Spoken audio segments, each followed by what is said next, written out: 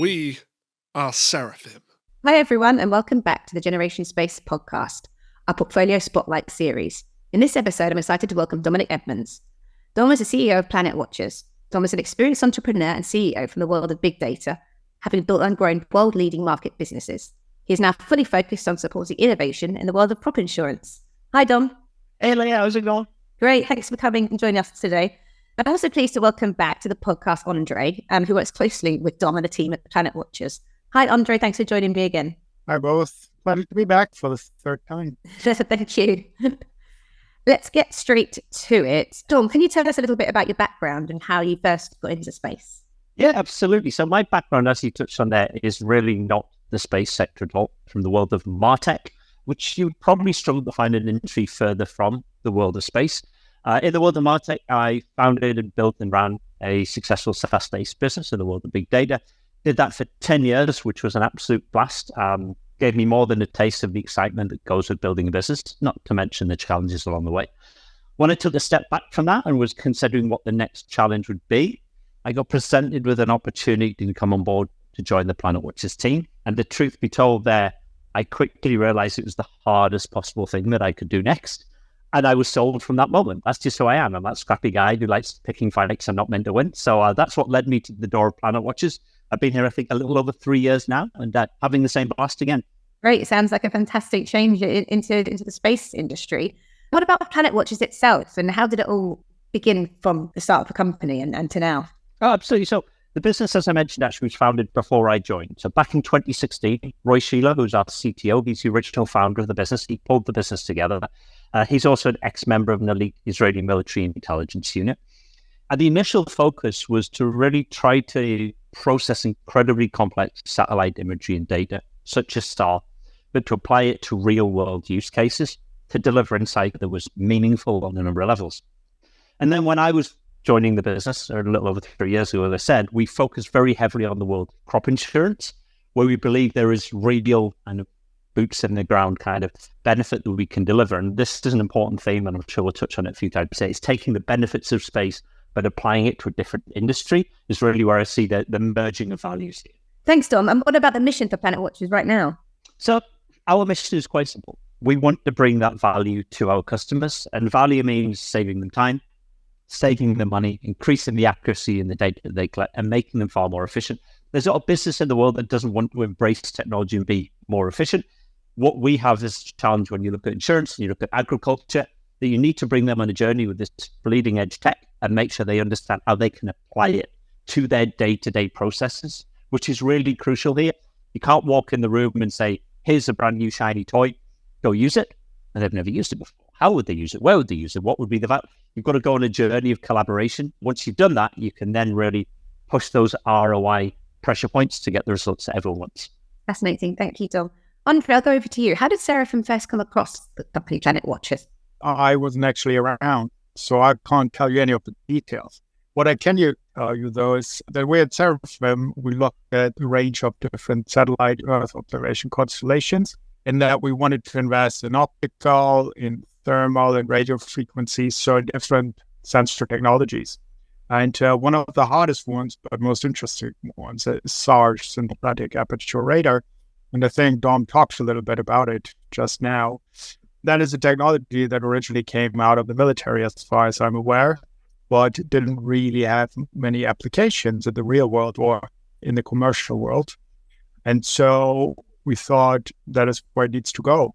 And so we did a big exercise trying to find startups that were using the technology and especially building analytics, which is very hard to do. And when we met Roy and his co-founder and his founding team, we weren't impressed by what they built into their capabilities. And I think that was kind of the rationale why we invested. Great, thank you. Dom, I'll go back to you. Can you give us a little bit of an understanding of the size of the organization today? For example, how many employees you have? Do you have offices? And what about funding? How much funding have you raised today? Yeah, absolutely. We still very much fit up into that kind of small business size. There are 30 staff members. We're split between Israel, where all of our tech and R&D takes place. We have the UK office here, where you have pretty much commercial leadership. And then we have sales, and account management out in the States as well. So split across three continents with 30 staff, and we've raised $15.5 million to date. Can you elaborate a little bit to everyone who your customers are and how your technology works from a real world perspective? Yes, so that's a very easy question to answer because we literally only work with crop insurance providers in North America at this moment in time. We will be expanding into other territories, but crop insurance is absolutely our sweet spot. There's some very obvious reasons for that. It's a market which has deep pockets. In America last year, there was $17 billion of premiums written in insurance across only 14 businesses, it's worth noting. So we know exactly who the customers are that we have to target. But what we're doing for them is automating the capture of policy data, which currently is a large manual overhead, which is prone to errors creeping into it. And those errors can be very costly to the tunes of hundreds of thousands of dollars of denied claims. So it's a big issue to get on top of those. Right through to being able to help validate claims when they happen far quicker, far more accurately in a more cost-effective manner than can be done currently. So crop insurers, that's who we're shooting for. And yeah, we're very comfortable in that space. And Andre, over to you. How do PlanetWatchers stand out from an investor perspective? Well, there are really three things. First of all, they're solving a real-world problem for their customers. And Dom was just alluding to it. It's about removing errors, speeding up timelines, and making processes more efficient. And that's something that the customer can quantify and they know what the value proposition is. So that's something we very much like. The other main thing is the technology that is behind it, because this is hard to replicate. It's a technology that's not easy to use, and analytics are quite specific and require a lot of know-how. And so for someone to doing the same, it will take them time and money. And lastly, but not least, we obviously have a fantastic team leading the business in Dom and his partner Roy on the technology side. Great. And what about the size of the market? What's the size of the addressable market? That's another very good question. So if you really think about the bigger picture, the technology can scan anything on Earth. So you could think about dozens of use cases. Originally, the business had a bit of a focus on the agricultural market, and that's a business that's the size of tens of billions of dollars. However, the specific opportunities Dom was mentioning we're going after right now, it's the North American crop insurance market. And that alone is worth over $1 billion. And now, once the penetration is deep enough and we've learned enough, there's then the idea to expand it. That could either be geographically, the direction of Latin America, or possibly Europe or Asia, but it could also be vertically with different products approaching different customers. Great. And Dom, back to you. What about competitors? Is there anyone else doing what you're doing? No, we don't have direct competitors. If you like, you're selling traditionally SAR-based analytics into the crop insurance industry to resolve challenges like acreage reporting, prevented planting, etc., because they're very, very complex and very specific use cases. The way that we view competition in the sector is from a wallet share perspective. When it comes to innovation, and everyone wants to invest in innovation, you may find dollars being distributed to the likes of us, could be to other geospatial tools, could even be to drone providers. Now, we don't compete with drones, but clearly we compete for dollars. So we were aware of that, which is what continually focused us to keep our low unit costs. We don't have the hardware costs associated with capturing this data. Our biggest costs walk around on 2 feet. It's a software style business, so it's nice and lean. And if we can deliver very low unit costs, we can deliver disproportionate ROI, which can't be met by these other solutions in the world of innovation. So that's how we think about the competitive landscape. And what about PlanetWatchers' biggest achievements to date? What are you most proud of? There's obviously things every day you're proud of, from the team that we've assembled to the challenges that we break through to signing those initial contracts, all of those bits and pieces. But I think I have to be most proud of the penetration we have in the market. And if you consider, I mentioned there's 14 AIPs in the United States. We currently have working relationships with 60% of that market. So I think that's a big deal for a relatively small business. Now, of course, that doesn't mean we're doing every single acre for every single customer. There's a lot more growth to come here. But in terms of getting attention and getting it in a short period of time, then yeah, I'm really proud of the penetration we have. That's great. And what about milestones? What's exciting? What's coming up for PlanetWatchers? I think if you look at the milestone side of things, I've mentioned penetration, and I'd only use the same answer again. But if I just said we've got 60% of the customers we're working with right now, then I want that to be 80% by the end of this year. We're out there grabbing logos.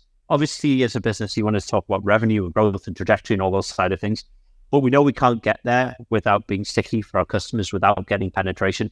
You go first to winning the 14, and then actually maximizing the number of people in each organization who rely on your data to build it up. So for me, those milestones come with more logos, more users, and demonstrating traction beyond just a paying customer. And when do you think you'll be able to get PlanetWatchers into profit? Oh, the magical question. I think we have to decide what time frame we want for that. Obviously, as a business which is focused on growth at this moment in time, it wouldn't be right for us to sacrifice growth just to kind of hit a break-even point for the sake of it. That said, we could certainly achieve a break-even point within the next 24 months. As I say, we just need to decide whether that's the right thing for the business or whether it's holding us back from the opportunities we have in front of us. It's probably going to be the latter, if I'm honest, because we're at that stage of growth. And I've seen on social media and in the news, it's been exciting the last few months for PlanetWatchers. You're spending a lot of time over in the US. What are the key takeaways surrounding the need for your technology at this time? Yeah, travel happens when all of our customers are in the United States, then clearly it helps to get in front of them. We've been to a couple of really interesting events, the NCIS event in February, which was a particularly big one for the industry. It's one of the very few industry events that happens each year. You get everyone in the same room for effectively 2 to 3 days. So you line up and knock them down with your meetings with the customers while you're there, get some FaceTime, talk about the year ahead. So it's been really important. I guess my key takeaways there, having done that and having done a couple of road trips around with the customers as well, is it's nice to know when you walk in from a sales standpoint, no one's shutting the door in our face. No one doesn't want to be more efficient, doesn't want to find savings, doesn't want to improve their ROI, et cetera, et cetera. And they completely get how we can assist them. However, we need to be wary that this doesn't just happen overnight. It's not a flick of a switch. It's new technology. There's 240 million acres we're looking to monitor in the United States. You're not just going to convince everyone to give you that overnight and drop what exists. We also have governing bodies like the RMA, who are part of the USDA, who run legislation and regulation across the entire industry that we're engaged with. So we're in this for the long haul. So I guess my takeaways are we're really engaged with them. They understand the value that we can bring. We're part of the industry now that we're seen of rather than an external provider walking through the door. But also we're committed for this kind of long tail, which is why I focus on the logos now. We might be able to bring a 45% time saving in the world of claims right now. But with the RMA support, based on the data that Lightsource can provide, with them saying you no longer need to send someone to the field in these cases, we'll be able to deliver a 90% time saving. So we know that the value only increases the more invested we are in the industry and the more we apply ourselves to helping to support everyone and change it from within. We don't want to challenge these guys. We want to help them challenge themselves. So they know who you are now. They absolutely know who we are. We're there front and center, banging on the door every year. Great. At Seraphim, we like to always back visionary founders. And what's your vision for the future when PlanetWatchers is a huge success? Yeah, I want to avoid being one of the space tech businesses that claims that they can actually change climate. There's a lot of, we're space, we're monitoring, we're influencing climate change. You might be measuring, you might be looking at, you might be having a comment, but you're not actually changing it. The actions there on the planet actually are what will change it. So there's definitely a measurement piece, but I'm more focused on the food production supply chain, which is where we sit, because clearly production of food with changing weather conditions, we've seen a 300% growth in weather-based claims happening to the insurance industry, meaning that climate is a real challenge. We're helping them react to that in a more efficient manner rather than claiming we can stop the wind from blowing. Yeah, fascinating. Thank you so much, Dom. Thank you, Andre, for joining me. That's it for me. Thank you for sharing your story, Dom. Thank you, Leah. Appreciate your time. 5, 4, 3, 2, 1. We are Seraphim.